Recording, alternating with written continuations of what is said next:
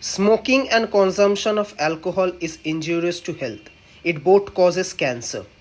ধূমপান এবং মদ্যপান স্বাস্থ্যের পক্ষে ক্ষতিকারক। ইয়া দুইটি ক্যান্সারের কারণ।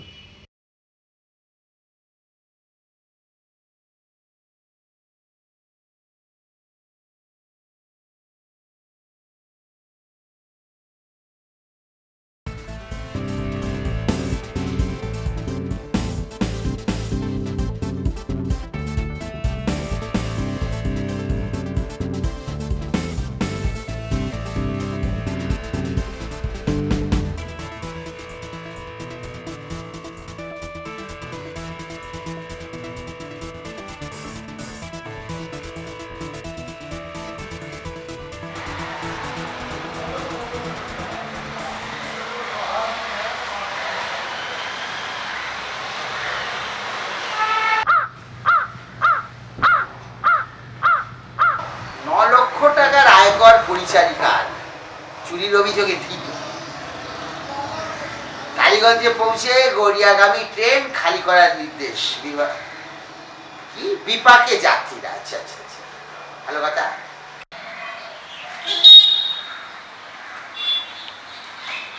সোমবার থেকে চালু এসি লোকাল, ন্যূনতম ভাড়া 35, শিয়ালদা রানাঘাট 120 টাকা। ভালোই হলো। ও আবার কি মেডিকেলে নজির, কোমরে হাত তৈরি দিয়ে ডান পা। এখানে আর পড়ে কিছু লাভ নেই, দেখি আর মেন কাগজটাই আছে।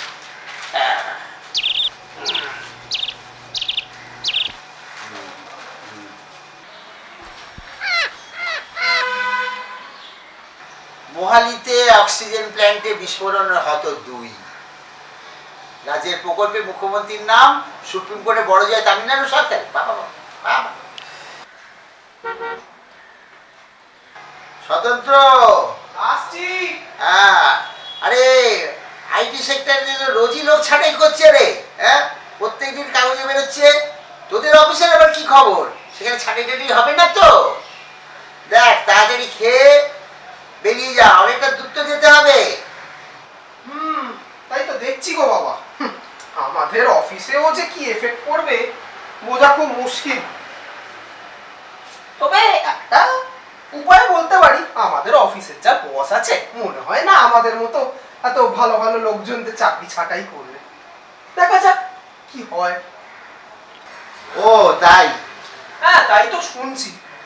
ও বাবা, 9টা বেজে গেছে। হ্যাঁ, আজ তো আবার তোর মাইনে পাওয়ার দিন। মাইনেটা পেয়ে টাকাটা নিয়ে চলে আসবি ভালো করে। তারপর প্রথমেই না ওই মেডিক্লেমের পেমেন্টটা দিবি, বুঝলি? তারপর ইলেকট্রিকের বিলটা দিয়ে দিস। কেন বোধহয় পরশুদিন মনে হচ্ছে শেষ দিন, বুঝেছিস? এরা আর কি লিখলো, বাংলা ছবি শোটাই, মুখ্যমন্ত্রী দ্বারস্থ টলিউড। যাই, ওই কিছু কিছু করে টাকা জমাচ্ছি, বুঝলে তো? ওই ঘরগুলো তো অনেকদিন রং হয়নি, রং করাতে হবে। আরে ওসব চিন্তা পরে করবি, বুঝেছিস? হ্যাঁ, ওই বাড়িঘর তো সারানোর ব্যাপারটা এখন পরে রাখ না। আরে তাছাড়া এই যা তোদের সব নিত্য নতুন আবিষ্কার হতে শুরু করেছে না এই চাকরি সংক্রান্ত ব্যাপারে, তোদের এই মানে তোদের চাকরিজীবী না মনে হচ্ছে এরপরে বস হয়ে যাবে কিছু। কি বলি বলো তো বাবা, খুব ভুল সময় জন্মগ্রহণ করলাম, বুঝলে তো? তোমাদের সময় যদি জন্মগ্রহণ করতাম কত সুবিধা থাকতো বলো তো। মাংস ছিল 10 টাকা আর বাসের পয়সা 10 পয়সা, কোনো চিন্তাই থাকতো না। খুব ভালোভাবে ফ্যামিলি চালাতে পারতাম। আর এখন কি আর বলি।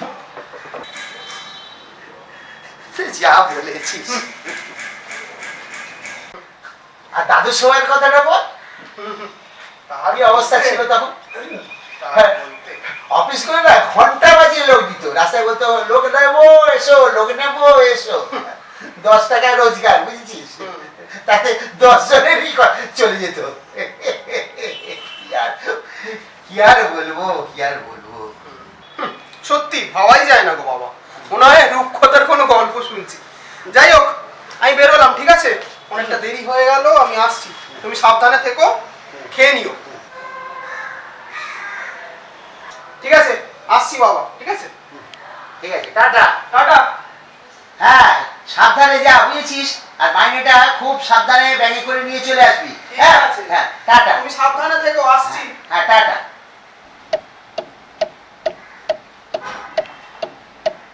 আসলাম। হ্যাঁ, কি ছিল, কি যে সব হয়ে গেল। ছটা লোক ছিল আমাদের বাড়িতে, গিয়ে দাঁড়ালো দুটোতে। এরপরে কি হবে আর কে জানে। আমি তো অ্যাপ্লিকেশন করেই বসে আছি। 69 বছর 6 মাস 1 দিন।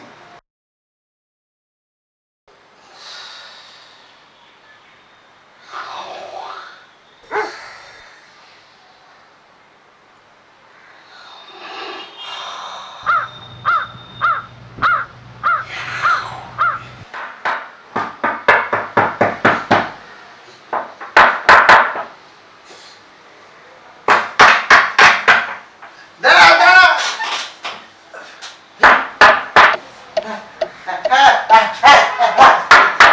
যাচ্ছি যাচ্ছি যাচ্ছি।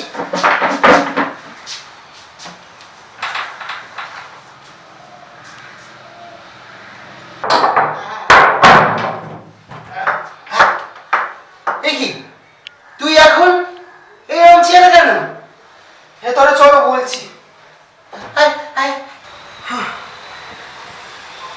চলো।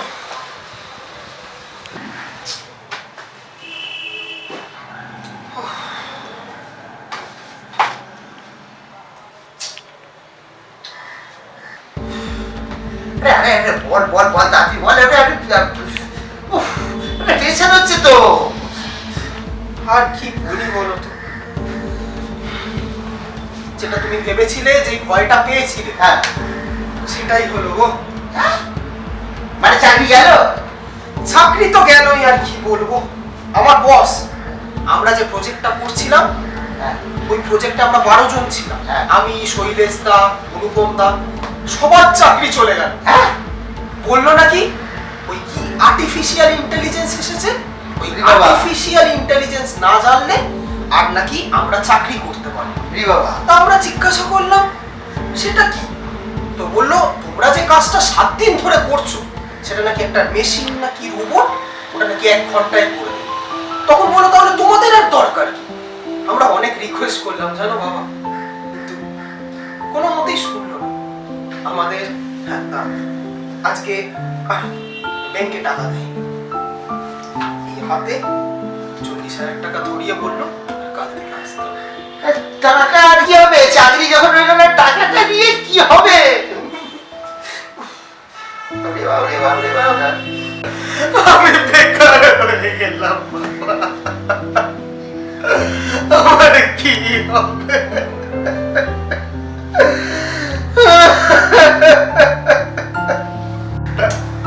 আরে আরে আরে, শোন না শোন না, তুই শান্ত হ, শান্ত হ, কাঁদিস না, ভেঙে পড়িস না।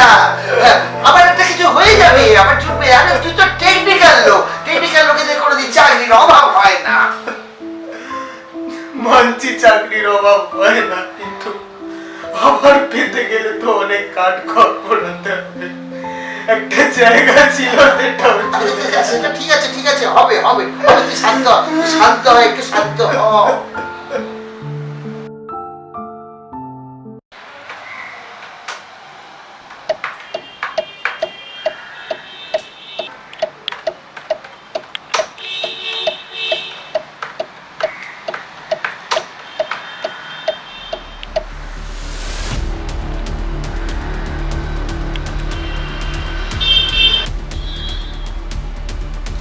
The World Economic Forum recently announced that 85 million jobs are going to be replaced by AI by the end of this year. This report by Goldman Sachs has said that about 2/3 of occupations could be partially automated by AI. So then the question becomes, so this has been the single most common question we've gotten. তার মানে এই সত্যি চাকরি কেড়ে নিচ্ছে সবার। এই তো বাংলা একজন রিপোর্টার কি বলছে দেখি। এই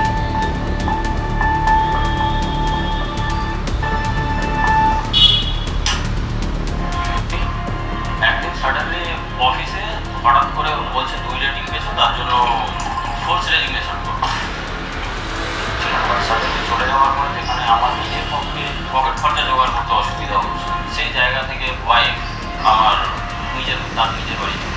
না না, এতগুলো কোম্পানিতে সিভি পাঠালাম, কেউ তো ফোনও করছে না, কি করবো বুঝতে পারছি না। এতগুলো কোম্পানিতে চিঠি পাঠালাম, একটা কেউ রিপ্লাইও করলো না। এতগুলো কোম্পানিতে সিভি পাঠালাম, কেউ রিপ্লাই করলো না। মেল করলাম, কেউ রিপ্লাই করলো না। সত্যি কি এআই ছাড়া কোনো চাকরি নেই এখন? এই তো আইসিএফ কোম্পানি। হ্যালো হ্যালো, হ্যাঁ হ্যাঁ হ্যাঁ হ্যাঁ আমি সিভি দিয়েছিলাম। হ্যাঁ স্যার বলুন। হ্যাঁ হ্যাঁ হ্যাঁ, আমি কালকে আসতে পারবো ইন্টারভিউর জন্য। হ্যাঁ, আর্টিফিশিয়াল ইন্টেলিজেন্স? না স্যার, ওই টপিকটা তো আমি স্যার জানি না। কি ওটা ছাড়া চাকরি হবে না? কিন্তু স্যার ওটা বাদেও তো ইঞ্জিনিয়ারিং সেক্টরে অনেক কিছু আছে। আমি তো কোয়ালিফাইড, ভালো মার্কস আছে, ভালো নাম্বার আছে, সব কিছু, ব্রেন আছে ভালো। আগের কোম্পানিতেও তো আমি 7 বছর চাকরি করতাম। কি আর্টিফিশিয়াল ইন্টেলিজেন্স ছাড়া কিছু হবে না? সরি স্যার, আমি তাহলে আসতে পারবো না। কিন্তু স্যার আপনি আমাকে ওটা ছাড়া যদি কোনো... হ্যালো, কেটে দিল।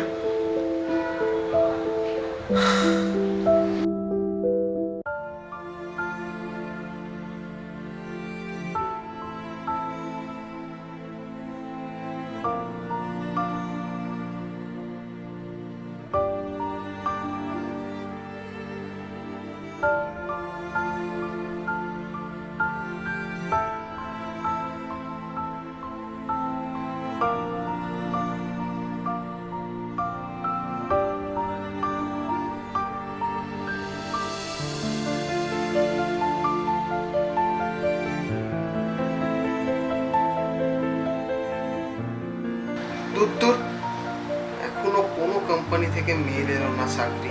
আদৌ সিলেক্ট হলাম কিনা বা হবো কিনা তাও জানি না। আর কতদিন, দূর, ভালো লাগে। আর কতদিন বাড়িতে বসে থাকবো একা?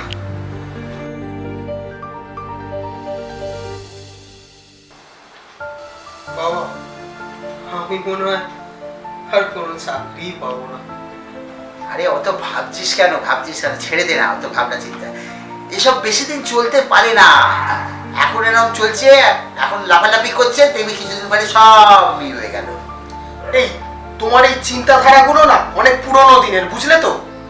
একদম এইগুলো বলো না। এখনকার কোম্পানিরা চায় কত কম সময় যাতে ওরা ভালো করে কাজগুলো পেয়ে ভালো টাকা মুনাফা করতে পারে। ওই পুরনো দিনের নীতি না এখন আর চলবে না। তাই আমার সামনে সব ফালতু জিনিস বলতে এসো না। তাহলে এরকম ভেঙে না পড়ে ওই যেগুলো কম পয়সার চাকরিগুলো বলছে ওইগুলোই কর। তাতে কি তোমার আমার খাওয়াটা জুটবে নাকি সংসারটা চলবে? না, তা হয়তো হবে না, তবে তুই যে এই যে ডিপ্রেশনে ভুগছিস না, এই ডিপ্রেশনটা অন্তত কমে যাবে। এই কি বললে? ডিপ্রেশন চলে যাবে? ওই 40,000 টাকা থেকে কেউ 10,000 টাকায় নেবে, কারোর ডিপ্রেশন যায় না।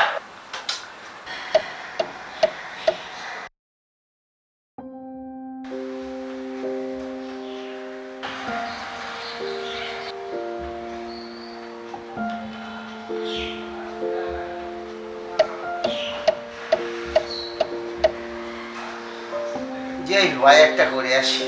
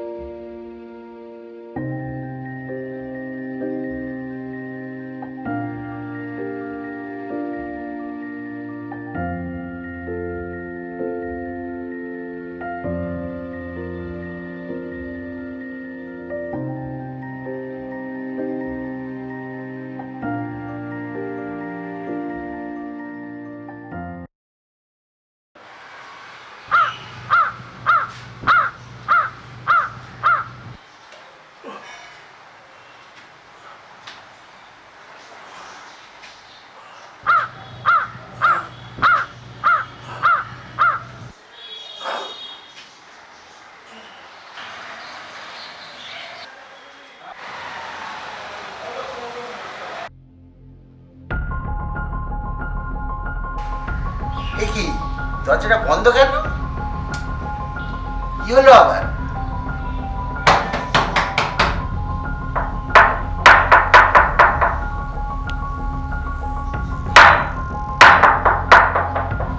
আরে খোল!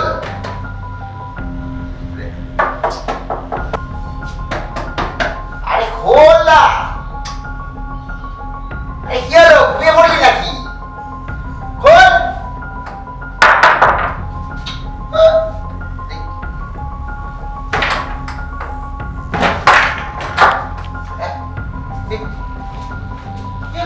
কি হয়েছে?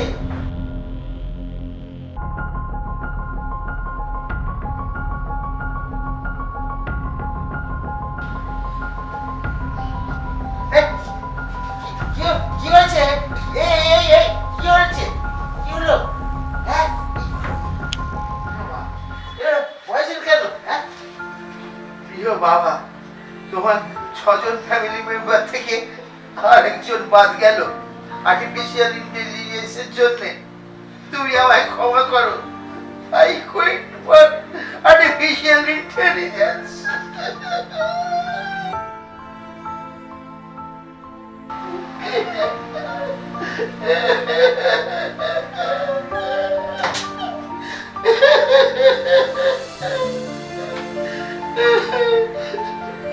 কতবার বললাম চিন্তা করিস না, চিন্তা করিস না।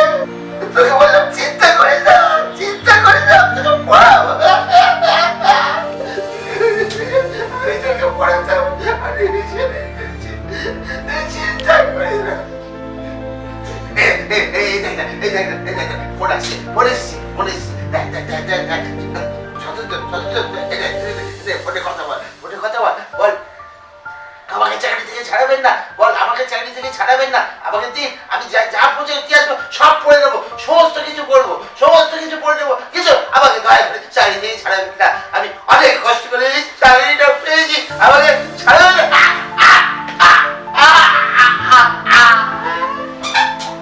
মানব জীবনের মূল্য কোনো প্রযুক্তি বা উন্নতির চেয়ে অসীম। প্রযুক্তি মানব কল্যাণের জন্য হলেও এর প্রভাব কখনো কখনো আমাদের মানসিক স্বাস্থ্যের উপর বিরূপ প্রভাব ফেলতে পারে। এই ঘটনা তার করুণ উদাহরণ। এই দুর্ভাগ্যজনক ঘটনা আমাদের সকলের জন্য এক বিরাট ধাক্কা। আমরা দৃঢ়ভাবে বিশ্বাস করি মানব জীবনের মূল্য কোনো প্রযুক্তি, কৃত্রিম বুদ্ধিমত্তার চেয়ে অনেক দামি। তাই রোবট মানুষের বিকল্প নয়।